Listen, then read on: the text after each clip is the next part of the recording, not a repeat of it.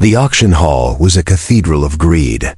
Alien nobles from across the stars gathered beneath its towering crystal arches, their eyes gleaming as they examined the latest offerings. Each platform displayed a different captive warriors, from fallen worlds, rare beasts from forgotten jungles, and broken rebels dragged from the ashes of conquered cities. The human stood alone on a small raised stage. His hands were bound in glowing restraints, his bare skin marked by bruises and dust from the long march through the market's corridors. He didn't look like much compared to the towering reptilian gladiators or the shimmering multi-armed assassins displayed nearby. He was lean, bruised, and silent. But his eyes, those unyielding, steel-gray eyes, never left the crowd. The auctioneer, a thin, insectoid merchant with jewel-tipped mandibles, tapped his claw against the podium. "Lot number 71, he announced, voice buzzing. Human male, condition, fragile." There was a murmur of disinterest from the buyers. Some chuckled, others turned away entirely. Fragile meant useless. Humans were rare in this part of the galaxy, yes, but without strength or strange abilities. They were little more than exotic pets. No bids? The auctioneer tried again, scanning the crowd. The silence that followed was almost insulting. On the stage, the human's jaw tightened. He'd been here for days, passed from one set of hands to another like a worthless trinket. But today felt different. Something in the air made the fine hairs on his neck stand up. Then the hall's great doors opened. The guards standing by the entrance stiffened. A hush spread like ripples through the crowd. Shadows stretched across the polished floor as a figure stepped inside, a tall, commanding silhouette framed by the glow of the twin suns outside. She entered slowly, deliberately, every step drawing the gaze of those present. The alien queen's presence was overwhelming. Her skin was pale, almost luminescent, traced with crimson patterns that pulsed faintly as if alive. Dark wings arched behind her, their feathers shimmering between black and deep red. A crown of twisted, glistening horns framed her regal face, and her eyes sharp as blades swept across the hall. Conversation stopped mid-word. The merchant bowed so low his forehead almost touched the floor. "Your Majesty," he stammered, "we did not expect." She raised a hand and he fell silent. Her gaze moved from platform to platform, assessing each captive without a flicker of interest.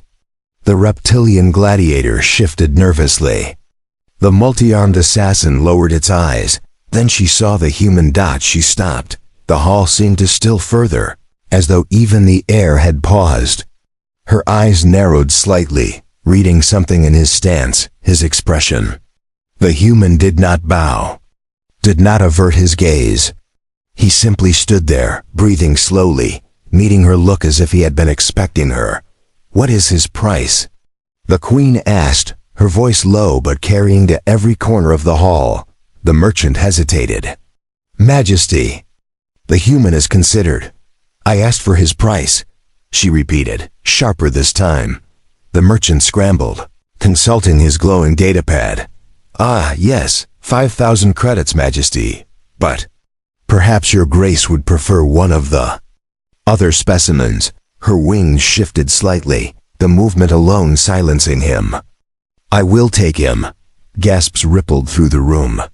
Nobles whispered behind clawed hands and jeweled veils. No one had bid on the human. No one wanted him. Yet here was the queen, bypassing warriors and predators for a being considered weak. The human's brow furrowed, confusion mixing with a flicker of something else, wary curiosity. "Release him," she ordered. A guard hurried forward to undo the restraints. The glowing bands dissolved with a soft hum, leaving his wrists bare and raw. The human rubbed them briefly, then looked up at the queen. "You," she said, her gaze never leaving his, "will come with me." The human didn't move at first. He searched her face, as though trying to understand the terms of a game he hadn't known he was playing. Finally, he stepped down from the platform, his bare feet making no sound against the polished floor. The crowd's whispers grew louder. This was no casual purchase. No one could recall a queen ever stepping into the auction hall for a single captive, much less a human dot as they walked toward the grand doors. The queen's guards closing in behind them, the human glanced up at her. "Why me?" he asked quietly, her lips curved, though it was not quite a smile. "Because," she said, "no one else saw what I saw." And with that, they stepped into the blinding sunlight beyond the hall, leaving a room full of stunned nobles behind. The sunlight outside the hall was harsh, pouring over a sprawling city of spires and bridges that stretched across the desert cliffs. The queen moved with unhurried grace, her long wings trailing a shadow over the marble steps. The human followed, his bare feet silent against the stone. Though every instinct told him to keep his guard up, he had been passed between alien slavers. Before, most treated him like a curiosity, a fragile animal to be caged and fed. But this queen's gaze had been different. She had looked at him as though she already knew him, as though some unspoken connection existed between them. Two of her guards, tall reptilian soldiers with scaled armor, fell in behind them. The crowd in the streets parted instantly at the sight of her. Citizens lowered their heads, some bowing low, until she passed. The human noticed the way they avoided looking directly into her eyes. They crossed into a private courtyard guarded by towering gates of black metal. The air here was cooler, scented with flowers that twisted up the pale stone walls. Servants appeared, bowing as they took her cloak and jewelry, but the queen waved them away from the human. "You will take him to the inner chamber," she told a guard. The soldier hesitated. "Majesty, the human in the inner chamber?" Her voice sharpened. "Did you hear me?" The soldier bowed quickly. "Yes, Majesty." The human was led into a large, circular room lit by narrow windows high in the walls. The floor was polished black stone, reflecting the glow from a ring of golden braziers. The air was warm but still. It felt more like a throne room than a prison. When the queen entered, the guards stepped back and the heavy doors closed. She stood before him without speaking, her eyes studying him as if weighing each word before it left her mouth. "You are far from your homeworld," she said. "At last, I don't have a homeworld anymore," he replied. His voice was steady, but his eyes stayed on hers. She tilted her head. "Destroyed? Taken," he said. "Like me." A flicker of something crossed her expression. Anger, perhaps, but it was gone before he could be sure. She circled him slowly, her claws brushing lightly against the tips of her own wings as she moved. "You wonder why I chose you," she said. "Yes." Her gaze was sharp when she stopped in front of him again. "Because I saw you stand in a room full of predators and not look away. Do you know how rare that is?" "I've learned not to look down," he said. "They take it as weakness." She stepped closer, her shadow falling over him. "And yet you are alone. No weapons, no allies, just will." He met her eyes. "Sometimes will is all that's left." The corners of her lips lifted slightly, not in mockery, but as though she approved. "You are not fragile," she said. "You are dangerous in a way they do not understand." The human almost laughed. "You're wrong. I'm not dangerous. I'm just alive." Her wings shifted again, their movement filling the space between them. "Alive is dangerous when others think you should not be." He searched her face for answers, but there was a wall there, something she was holding back. Before he could speak, the doors opened suddenly. A tall, armored figure strode in without waiting to be announced. His armor was black and gold, the crest of a noble house across his chest.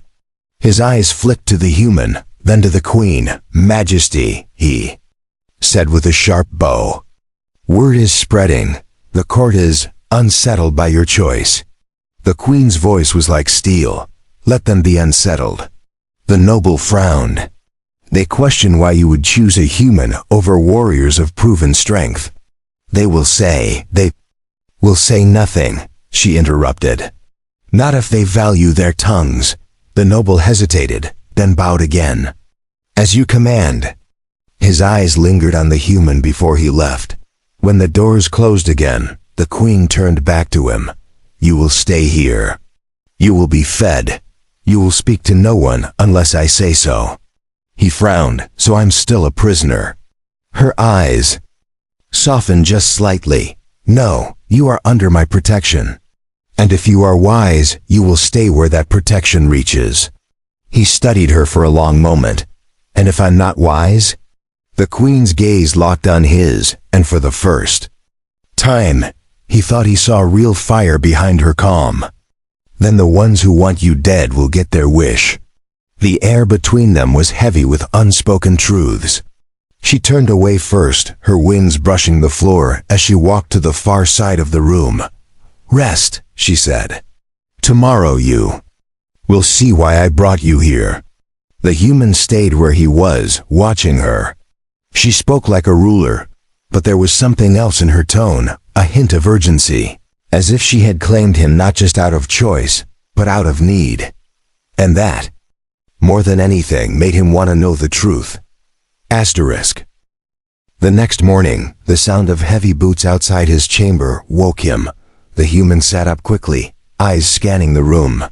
The golden light from the high windows spilled across the polished floor, and a tray of food had been left at the foot of his bed. He hadn't heard anyone enter. Before he could touch it, the doors opened. 2 guards stepped in, followed by the queen herself. She was dressed differently today, less ceremonial, more practical. Her wings were folded close, and a dark robe embroidered with crimson threads hung from her shoulders. "Eat," she said. "You will need your strength." He didn't move. "For what?" Her eyes flicked to the untouched tray. "For what comes next." He picked up a piece of bread, biting into it slowly, never looking away from her. "You could explain you." "No, I could," she said, "but you would not believe me. Try me." She studied him for a moment, as though deciding how much to say. "You are here because you are the answer to a problem that has no other solution.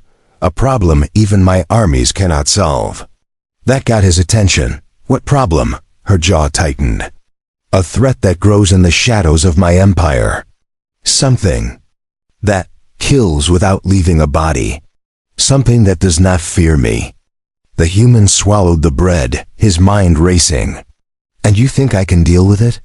"I know you can," she said. He almost laughed, but her tone left no space for humor. "Why?" "Because you are human," she said simply. "Because you survive where others fall. And because you can go places my people cannot." He set the bread down. "You pulled me out of an auction just to throw me at some monster?" Her wings shifted slightly. "Not a monster. Something worse." The room fell silent for a moment before she added, "You will see for yourself." 2 hours later, they left the palace through a hidden gate, avoiding the main streets. The queen rode in a sleek, open-top transport, its hull black and curved, like the shell of some alien sect.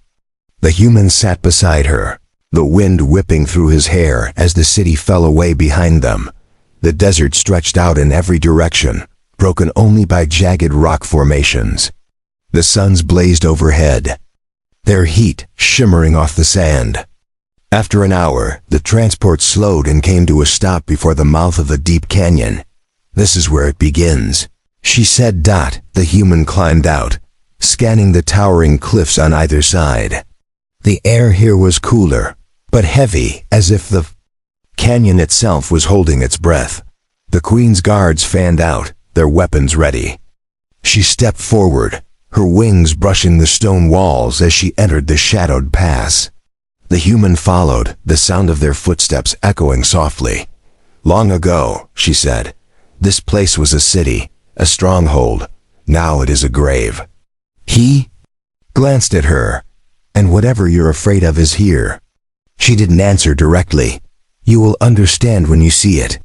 They walked for another 20 minutes before the path opened into a vast hollow. Black stone towers jutted from the ground at strange angles like broken teeth. The ruins were silent, too silent. no wind. No birds, no life. The human felt the hairs on his neck rise. "This place is wrong," the queen nodded. "It is cursed. My people cannot enter without consequences. And me?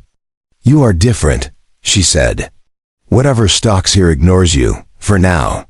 That last part didn't sit well with him. For now? Her eyes met his. "Do not stray from my side." A distant sound broke the stillness, a scraping like stone against stone. The guards froze, weapons raised. The queen's wings flared slightly, shielding him without blocking his view. The noise grew louder, closer. Then, from the shadows between two shattered towers, something moved. At first, he thought it was a trick of the light. But then it stepped forward, and his breath caught. It was taller than the queen, its body, a shifting mass of black, like smoke trapped in glass. Its face, if it had one, was hidden behind a smooth, featureless mask. The queen's voice was low, dangerous. "Do not speak to it. Do not look into its mask." The creature stopped several paces away, its head tilting slightly. As though studying them, the human felt its attention, a cold pressure against his mind. And then, in a voice that wasn't a voice at all, it said his name. The human froze. The sound hadn't come from the air, it had been inside his head, sliding through his thoughts like a whisper in a locked room. His name, spoken in a way that made it feel like the creature had always known it. He took an involuntary step back. The queen's wing blocked him instantly, her voice a sharp command. "Do not answer." The creature tilted its head again, and a ripple passed through its smoky form. The guards tightened their grip on their weapons, but none moved. The air had grown heavier, the light dimmer, as though the ruin itself was leaning in to listen. In the human's mind, the voice came again, deeper this time. "Come closer." His heartbeat quickened. He could feel it pulling, like invisible fingers hooked into his thoughts. Part of him wanted to step forward, to see what waited behind that faceless mask. The queen's hand closed around his wrist, her claws just grazing his skin. "Look at me," she ordered. He tore his gaze from the creature and met her eyes. They burned with an intensity he hadn't seen before. "If you listen to it," she said quietly, "you will not come back." The thing moved then, not with footsteps, but with a drifting glide, its shape distorting as though it were made of water and smoke. The guards shifted into a defensive circle. The queen raised one hand, palm open. The air between her and the creature shimmered faintly. The human realized she was holding it back, not with force, but with something older, something that pressed against the mind as much as the body. It stopped, the air twisting around it. Then it spoke again, not in his head but aloud, its voice deep and echoing like it came from far underground. "He does not belong to you." The queen's wings flared. "He belongs to no one." The mask turned slightly toward the human. "Then he belongs to himself. And if that is true, he will choose to come to me." The pull in his mind grew stronger, and he clenched his fists until his nails dug into his palms. He didn't know what it wanted, but the feeling that it could have him if he let go was terrifying. "Leave this place," the queen said. Her voice had dropped into something darker. "Or I will end you." The creature tilted its head the other way, as if amused. "You cannot end what is not alive." And then it was gone. Not in a blur, not in a fade, it simply wasn't there anymore. The air lightened, the silence broke, and the oppressive weight in his chest lifted. The human staggered back, taking in a deep breath. What was that? The queen lowered her wings, though her eyes stayed on the place the creature had been. "A shadow from before my reign, a hunter that feeds on will," he frowned. "Feeds on will?" "Yes, it seeks the strongest minds. The ones who resist. It wears them down until they give themselves freely. Then, they vanish." He didn't like how her gaze lingered on him when she said that.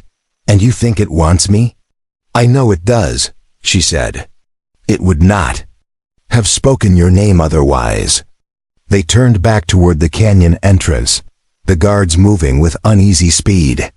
The human walked in silence, his thoughts still tangled in the strange pull he had felt. When they reached the transport, the queen signaled for the others to mount. Up, but she stopped him with a hand on his arm. You did well not to answer it. Most cannot resist the first time. First time? He repeated that her expression was unreadable. It will come again. That night, back in the palace, the human was given a different room, one with no windows and a single heavy door guarded at all hours. He didn't argue. He wasn't sure if the lock was meant to keep him in, or keep something out. He sat on the edge of the bed, staring at the floor. The voice from earlier still echoed faintly in the back of his mind. It hadn't just spoken his name, it had known it. That was impossible. No one here had even asked what to call him. The door opened, and the queen stepped inside without ceremony.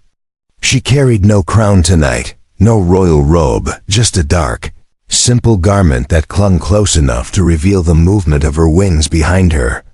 She stood in front of him, looking down. You understand now why you are here, he met her gaze. You brought me because it can't touch me the way it touches your people. Not yet, she said, but it will try. And I need someone who can face it without becoming its servant. He thought about the auction hall, the look she'd given him before she claimed him. So you didn't buy me, you drafted me. Her lips curved slightly. If you wish to see it that way. He leaned back slightly. And if I refuse? Her wings shifted, the shadow of them filling the small room. Then you will die, and so will far more than you can imagine. She didn't wait for him to answer. She turned and left, the door closing behind her with a heavy thud. Alone again. The human sat in the dim light, his fists clenched. Whatever game he had been pulled into, there was no easy way out. And somewhere in the darkness, he knew the thing with the mask was still waiting. The first time it came back, he wasn't asleep. The human lay in the darkness of his windowless chamber, eyes half closed, listening to the faint hum of the ventilation.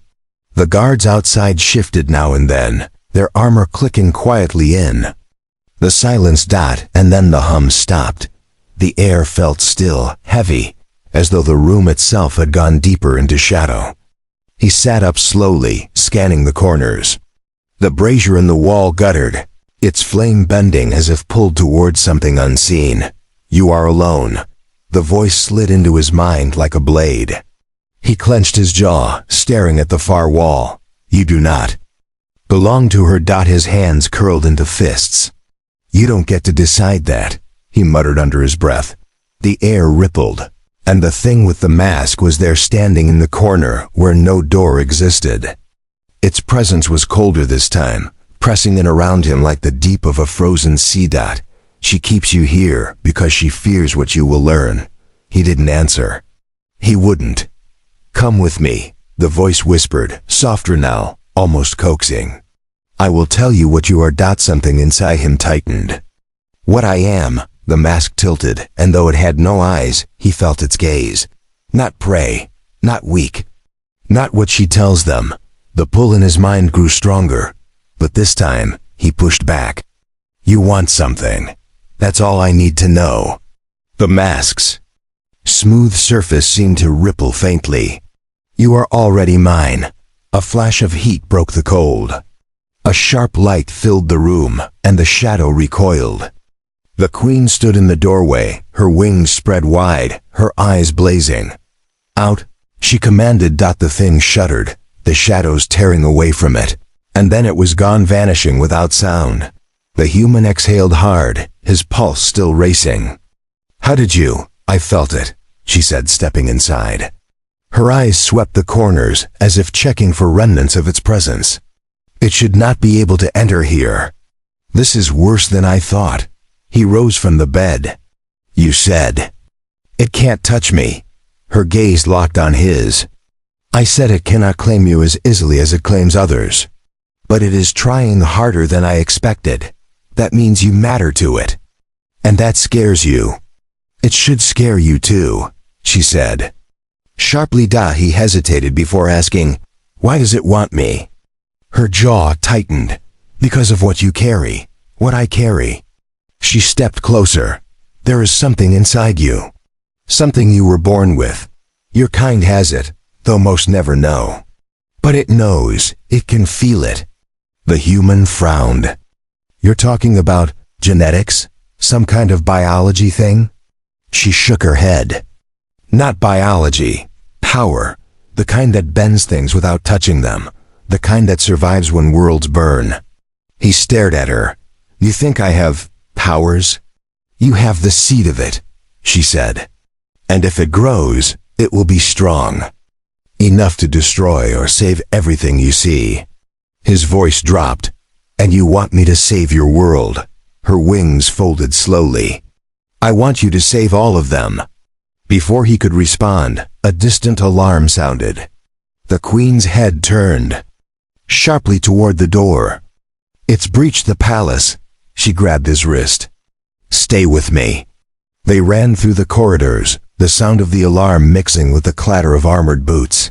Servants fled into side passages, and guards took up defensive positions, their weapons glowing in the dim light. At the main hall, they found it a shimmering distortion in the air, like heat rising from sand. The guards fired, but their shots vanished into the haze. Then the mask formed within it, the same cold presence pushing into the room. "Give him to me," it said, its voice echoing off the walls. The Queen stepped forward, wings wide. "You cannot have him." The mask tilted, and the human felt its pull again, stronger than before, stronger than the desert sun. His knees almost buckled, but he forced himself upright. "You want me?" he shouted at it. "Come take me." For the first time, the mask seemed to hesitate. The pull weakened, just for a heartbeat. The Queen seized the moment, striking the floor with the butt of her staff. A wave of burning light exploded outward, tearing through the haze. The thing shrieked, not in sound, but in the human's mind, and vanished. The hall was silent except for the ragged breathing of the guards. The Queen turned to him, her voice low. "You are stronger than I hoped." He shook his head. "Or it's just playing with us." Her eyes narrowed. "Either way, we end this tomorrow." The Queen did not sleep that night, and neither did he. At dawn, she stood waiting for him in the courtyard, dressed for battle. Her armor was dark, traced with glowing crimson patterns that matched the markings on her skin. Her wings shimmered faintly in the morning light, and in her hand she carried a weapon unlike any he had seen, a long staff crowned with a sphere of pulsing light. He stepped into the courtyard, still unsure whether to be afraid of her or grateful for her. "So, this is it?" "This is it," she said. "It will come again today, but this time we choose where." They left the city in silence, traveling back toward the canyon. The transport cut through the desert winds, and the human's mind turned over her words from the night before. "What you carry." It still sounded impossible, but the way the creature had pulled at him, like it knew something even he didn't, made it harder to dismiss. When they reached the ruins, the Queen dismissed most of her guards, keeping only 2 at the entrance. "It wants you alone," she said, "so we give it what it wants. But on our terms." The air in the hollow city was still and sharp. They walked to the same open space where they had first seen it. The black towers loomed above, and the ground beneath their feet seemed to hum faintly. She turned to him. "It will try to take your will. Let it touch your thoughts, but only enough to draw it closer.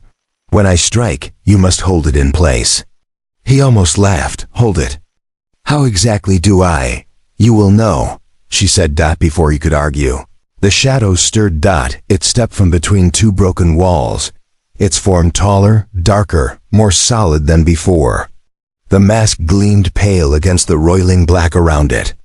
The cold pressure slammed into his mind at once, almost knocking him off his feet. "You came back," the voice whispered. He forced himself to stand. "You wanted me. Here I am." It glided closer, the pull growing stronger. "She cannot protect you forever." I can take you beyond her reach. And do what?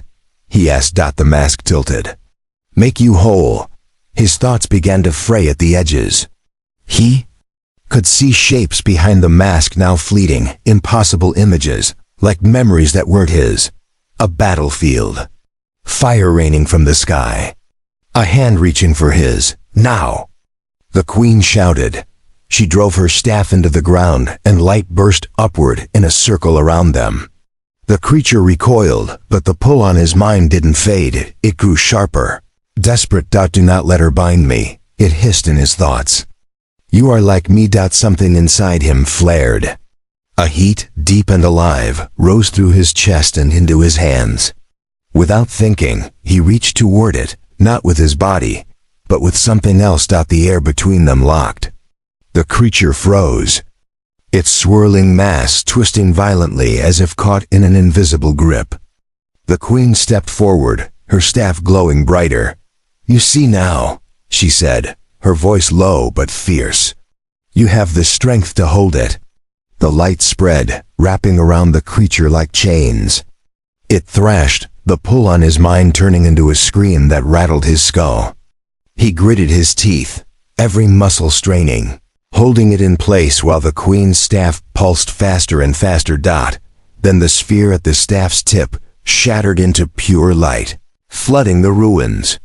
The sound, if it was sound, tore through the air, and the creature dissolved, the mask falling to the ground with a sharp crack. Silence fell. The cold was gone. The hum under their feet faded. The queen stepped forward, picking up the mask. It was lighter than it looked, dull and lifeless. Now it is finished. He released the breath he hadn't realized he'd been holding. What was it? She turned the mask in her hands. A remnant of something older than my empire. It was looking for a mind like yours to be its vessel. And now? Now it cannot harm anyone again, she said. Because of you. He looked at her, unsure how to feel. So, what happens to me? Her gaze softened. You are free to leave. But know this, what you carry will not go away. If you choose to stay, I will teach you to use it. He thought of the pull, the heat, the way he had held the thing still. Power like that was dangerous, but in the wrong hands. Finally, he nodded. I'll stay. The queen's lips curved, not in triumph, but in something close to respect. Then you are no longer my subject, you are my ally. As they left the ruins, the suns rose higher over the desert. The human walked beside her, no longer the fragile prize from an auction hall, but something far more dangerous, something that, for the first time, the galaxy might have to fear.